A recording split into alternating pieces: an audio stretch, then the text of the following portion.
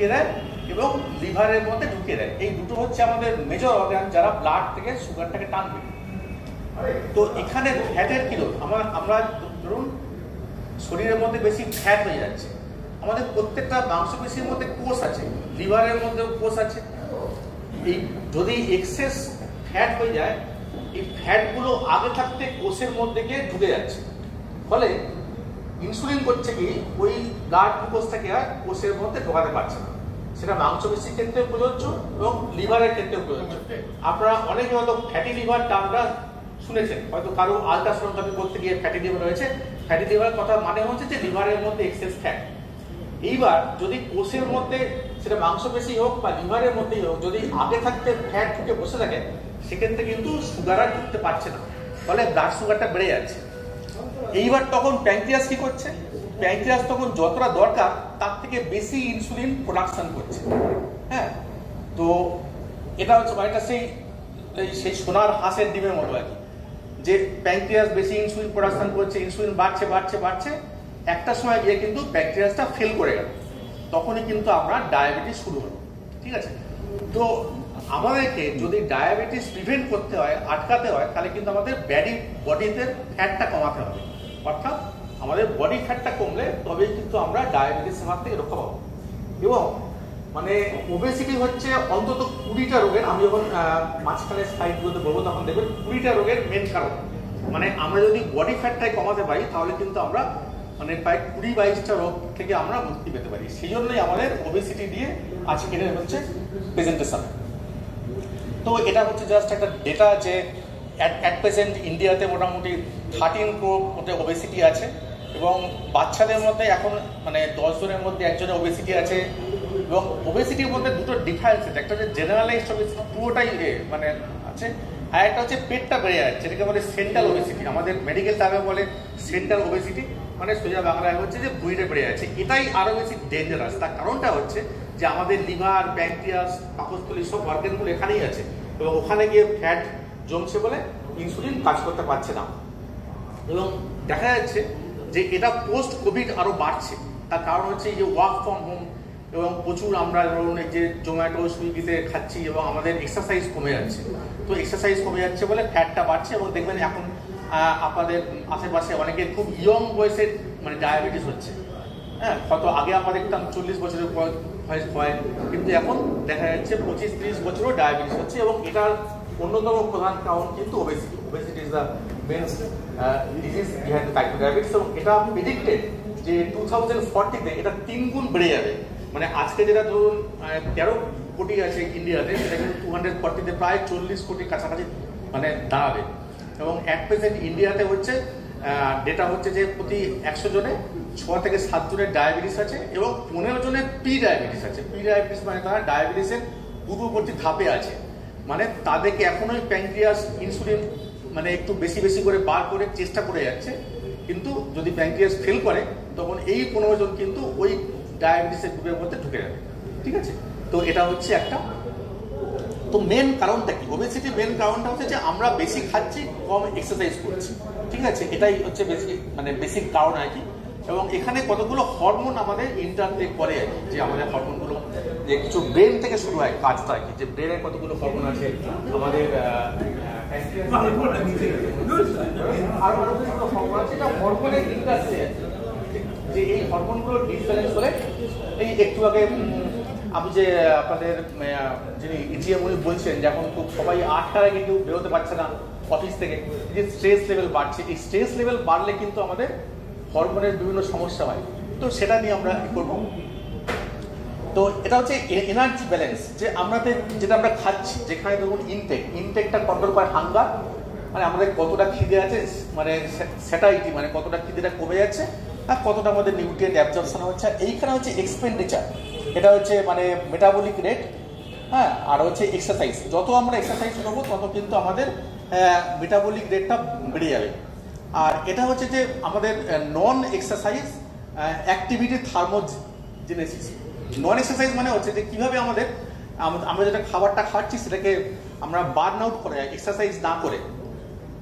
এটা খুব বেশি কিছু মানে প্রসিডিওর নেই, একটাই আছে যেটা শীতকালে আপনি যদি ঠান্ডা জলে মানে স্নান করেন তাহলে যে বডিতে সিভারিং হয়, মানে বডির যে মানে কাঁপুনি হয়, সেখানেও কিন্তু এনার্জি কিছু লস হয় আর কি। কিন্তু আমাদের মেন এনার্জি আমাদের কিন্তু এক্সারসাইজ দিয়েই করতে হবে আর কি, এক্সারসাইজ ছাড়া আর কোনো রাস্তা নেই। তো যেটা বলছিলাম আর কি যে আমাদের বেসিক্যালি যে আমাদের যে ওবেসিটি হয় বা ডায়াবেটিস হয়, এখানে কিন্তু 4টে মেন ফ্যাক্টর। এটা যে ব্রেন কাজ করে, হ্যাঁ, ব্রেনের হরমোন কাজ করে যে কতটা খিদে পাবে, কখন খিদে বন্ধ হবে। ফ্যাট অ্যাডিপোজ টিস্যু, যেটা বললাম যে ফ্যাট বেড়ে গেলে ফ্যাট মাসলের মধ্যে ঢুকে যাচ্ছে, লিভারের মধ্যে ঢুকে যাচ্ছে, ফলে ও আর মানে গ্লুকোজকে সেখানে ঢুকতে দিচ্ছে না, ফলে আমাদের ব্লাড সুগার বেড়ে যাচ্ছে। প্যাঙ্ক্রিয়াস থেকে আমাদের হরমোন বেরোচ্ছে, ইনসুলিন বেরোচ্ছে। আর গাট থেকে একটা হরমোন বেরোচ্ছে GLP-1 বলে, আপনারা তো রিসেন্টলি নাম শুনেছেন। ইন্ডিয়ায় দুটো ড্রাগ এসছে, একটা হচ্ছে মুঞ্জেরো, একটা হচ্ছে উইগোবি বলে, খুব দেখবেন কিছুদিন আগে হচ্ছে আনন্দবাজার পত্রিকাতেও দিয়েছিল। এই গাট থেকে হরমোনগুলো বেরোয়, GLP-1 বলে। GLP-1 হচ্ছে আমাদের ইনসুলিনের কাজটাকে বাড়ায় এবং আমাদের খিদেটাকে কমিয়ে দেয়, এবং আমাদের নর্মাল যে পাকস্থলী থেকে খাবার যে আমরা যে খাচ্ছি, খাবারটা 4 ঘন্টা পরে পাকস্থলী থেকে ইন্টেস্টাইনে যাচ্ছে, সেই টাইমটাকে GLP-1 বাড়িয়ে দেয়, এই যে এই গাট হরমোন। ফলে কি হয়, আমাদের খিদে কমে যায়, ফলে আমাদের ওয়েটটা কমে যায়। তো GLP-1 একটা হরমোন, যেটা আমাদের আমি বলে দেবো যে একদম লাস্টে যে আমাদের মানে ইনজেকশন ছাড়াও কীভাবে ন্যাচারালি আমাদের GLP-1টাকে আমরা বাড়াতে পারি। GLP-1 হচ্ছে হরমোন যেটা মেনলি হচ্ছে ওবেসিটি কন্ট্রোল করে। তো এটা হচ্ছে ব্যাপার কি। তো এটা আমরা ডিসকাস করছিলাম যে হাঙ্গার ওই সব সিগন্যালগুলো পাঠায়, যখন খিদে হয় তখন ওই আমরা যখনই খাচ্ছি তখনই আমাদের প্যাঙ্ক্রিয়াস থেকে ইনসুলিন বেরোচ্ছে। হ্যাঁ, এবার ইনসুলিনের একটা সমস্যা হচ্ছে যে ইনসুলিন করে কি আমাদের ভবিষ্যতের জন্য সঞ্চয় করে। ধরুন আমরা যদি যা এক্সারসাইজ করছি তার থেকে যদি আমরা বেশি খাই, তখন করে কি ইনসুলিন সেটাকে ফ্যাটে কনভার্ট করে দেয়, যাতে ভবিষ্যতে যদি কোনোদিন আমাদের আমাদের টাইম হয়তো খাবার আমরা খেতে পারছি না, তখন ওই ফ্যাট থেকে আমাদের বডির এনার্জি সোর্স পায়। ভালো আছে। তো আমাদের অনেক সময় ধারণা আছে যে আপনাদের দেখবেন যে অনেক সময় টিভিতেও বিজ্ঞাপন দেয় যে গ্লুকোজ খেলে মানে গ্লুকন সি বিজ্ঞাপন দিচ্ছে যে আমাদের বডি একমাত্র গ্লুকোজ থেকেই এনার্জি পায়। ব্যাপারটা কিন্তু তা নয়, ব্যাপারটা হচ্ছে ফ্যাট থেকেও পায়। হ্যাঁ, বরঞ্চ যখন মানে গ্লুকোজ বেশি খেলে সেটা ফ্যাটে কনভার্ট হয়ে যায়। হ্যাঁ, সেটা আরো বেশি খারাপ লাগে। কিছু ফ্যাট আছে যেগুলো ভালো, যেমন হ্যাঁ ঘি করে কি মানে আমরা যে তেল খাই, তেল বা বাটার, এগুলো থেকে কিন্তু ঘি অনেক ভালো। তার কারণটা হচ্ছে ঘি ফ্যাটটাকে বার্ন করতে সাহায্য করে। আমি সেটা পরে আসছি। তো এইগুলো কি, তো আমরা যে টেস্টি ফুডগুলো খাই, যেমন এই যে বার্গার, পিজা, এগুলো আমাদের বেসিক্যালি আমাদের ব্রেন থেকে সিগন্যালটা হয়, মানে দেখলেই খেতে ইচ্ছে করে। এই সিগন্যালটা কিন্তু ব্রেন থেকে আসে। এই সিগন্যালটাকে বন্ধ করে দেয় এই গাট থেকে বেরোনো GLP-1। ঠিক আছে, তো এই 4টে অর্গানের ইন্টারপ্লেতে আমাদের কিন্তু ওবেসিটি, ডায়াবেটিসটা মেনলি হয়। কেমন? তো এটা হচ্ছে যেটা বলছিলাম যে তো এইবার হচ্ছে জেনেটিক্স। হ্যাঁ, জেনেটিক্সটা মোস্ট ইম্পর্টেন্ট, যে কেন আমাদের এখানে ওবেসিটি এত বাড়ছে। একটা জিনিস মনে রাখতে হবে যে আমাদের ইন্ডিয়ান জিন আর আমেরিকান জিন কিন্তু ডিফারেন্ট। ঠিক আছে, আমাদের ইন্ডিয়ান জিন যেটা আমাদের ধরুন পূর্বপুরুষরা খেত, শাক পাতা বা ওই ঢেঁকি চারা চাল, এইগুলো খেয়ে কিন্তু অভ্যস্ত।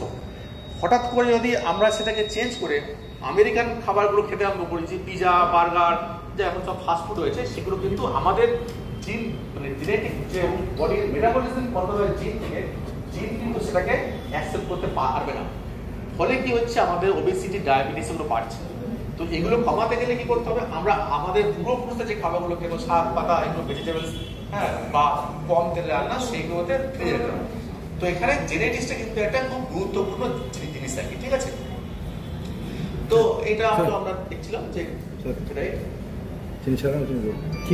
তো যেটা আমরা বলছিলাম যে অ্যাপেটাইট রেগুলেশনটা হয় আমাদের যে পেটের থেকে। ঠিক আছে, তো আমাদের স্টমাকে আমাদের পাকস্থলী খালি হয় 4 ঘন্টায়। সুতরাং আইডিয়ালি আমাদের 4 ঘন্টার মধ্যে কোনো সেকেন্ড মানে ফুড খাওয়া উচিত নয়।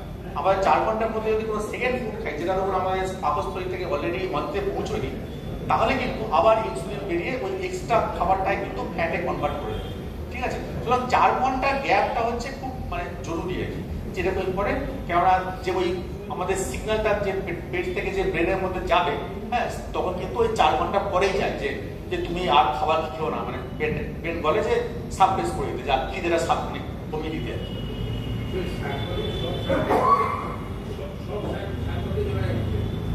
হ্যাঁ হ্যাঁ, মানে আমার বক্তব্য হচ্ছে যে আমরা যেগুলো আগে খেতাম আর কি, মানে যে ফাস্ট ফুড, তেল, হ্যাঁ, ক্যালোরি যুক্ত খাবার, এইগুলো কিন্তু আমাদের জেনেটিক্যালি আমরা এগুলো মানে টলারেট করতে পারি না। ফলে কি হয়, আমাদের মানে ওদের যতটা না ফ্যাট হয় তার থেকে আমাদের বেশি ফ্যাট হয়। তারপর ওদের জিনটা ওই ধরনের খাবার মেটাবলিজমের জন্য উপযুক্ত, আমাদের জিনটা কিন্তু ওই ধরনের খাবার মেটাবলিজমের জন্য উপযুক্ত নয়। হ্যাঁ, সেই জন্যই আমাদের এই সমস্যাটা হয় আর কি। কেমন এই অনেক খাবারগুলো বললাম আর কি, যে আমরা আমরা মনে হয় দেখলেই খিদে পায়, হ্যাঁ, এটা কিন্তু পুরো ব্রেন থেকে কন্ট্রোল হয় আর কি। এবার হচ্ছে যে ম্যালনিউট্রিশন ও ওবেসিটি। ম্যালনিউট্রিশন মানে এখন দেখুন, ম্যালনিউট্রিশন একমাত্র মানে অনাহারে ছাড়া, মানে অনাহারে খুব কম লোকই পায় ম্যালনিউট্রিশন। এখন হচ্ছে শহরাঞ্চলে ওবেসিটি বেশি, মানে ওভার ইটিং আর কি, over eating and less exercise. হ্যাঁ, এবং আমরা খুব ফ্রিকোয়েন্ট মানে যে খাবার খাই, যে 4 ঘন্টার মধ্যে স্ন্যাক্স খাচ্ছি, এগুলো খাচ্ছি, এগুলো সবই কিন্তু আমাদের ওয়েট বাড়ায়। কেমন? তো আমরা যখন খাবার খাই, যখন এই খাবার খাই, তখন আমাদের কি হয় যে আমাদের যে হাঙ্গার হরমোনটা আছে, হাঙ্গার হরমোনটা কমে যায়, আর স্যাটাইটি হরমোনটা কিন্তু বেড়ে যায়। এই দুটো কিন্তু কন্ট্রোল করে আমাদের ইন্টেস্টিন থেকে যে GLP-1 যেটা বলছিলাম বেরোয়, এই জিনিসটা কিন্তু কন্ট্রোল করে। ঠিক আছে, এবার আমি